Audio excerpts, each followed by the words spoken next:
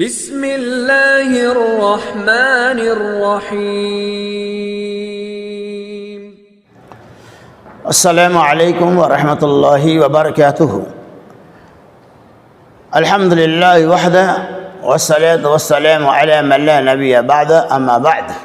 عن ابی ہریرہ رضی اللہ عنہ قال قال رسول اللہ صلی اللہ علیہ وسلم لا يدخل الجنة خبب ولا بخیل ولا سیل ملکہ، رواہ ترمذی۔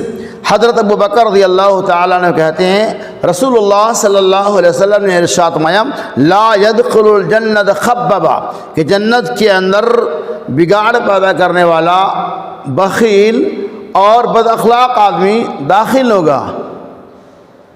نبی صلی اللہ علیہ وسلم نے حدیث پاک کے اندر واضح کر دیا کہ معاشرے اور سماج کے اندر جو لوگ بگاڑ پیدا کرنے والے ہیں، جو لوگ فتنہ و فساد پیدا کرنے والے ہیں، جو لوگ دھوکہ دھڑی کرنے والے ہیں، ایسے لوگوں کے بارے میں نبی صلی اللہ علیہ وسلم کہ وہ لوگ جنت میں داخل نہیں ہوگا۔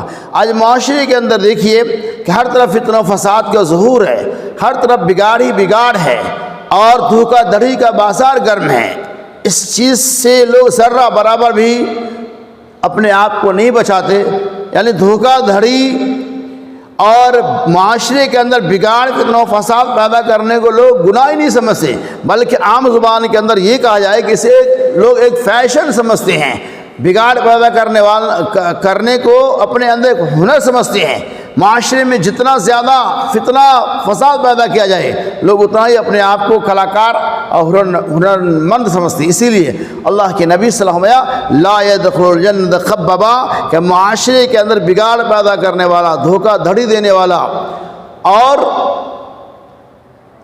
انتشار پیدا کرنے والا، فتنہ و فساد پیدا کرنے والا داخل نہیں ہوگا۔ ولا بخیل، اور نہیں بخیل آدمی، یعنی جو بخالت کنجوسی کی انتہا کو پہنچ جاتا ہے، ایسے لوگوں کے بارے میں اللہ فرماتے ہیں وہ لوگ جنت میں داخل نہیں ہوں گے۔ بہت سارے بخلا ایسے ملیں گے کہ جو دوسرے پہ تو کیا، اپنی ذات پہ تو کیا، سالانہ جو زکوٰۃ ہوتا ہے اسے بھی نہیں نکالتے۔ اسی لیے اللہ کے نبی صلی اللہ علیہ وسلم ولا بخیل، اور نہیں بخیل آدمی، ولا سیل ملکہ، اور نہیں بد اخلاق آدمی، یعنی جس کی زبان اچھی نہیں، جس کا اخلاق اچھا نہیں، جس کا ویوہار اچھا نہیں، جس کی زبان اچھی نہیں۔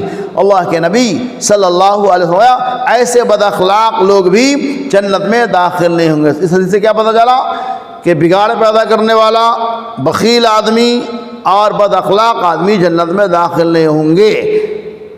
یہ اور وعدہ کہ اللہ تبارک و تعالیٰ انہیں ان کے سزا دینے کے بعد جو بخالت کی بنیاد پر، بگاڑ کی بنیاد پر، بد اخلاقی کی بنیاد پر گناہ کے کاموں کو انجام دیا ہے، اس کی سزا ملنے کے بعد ممکن ہے کہ اللہ تبارک و تعالیٰ اسے جنت میں داخل کرے۔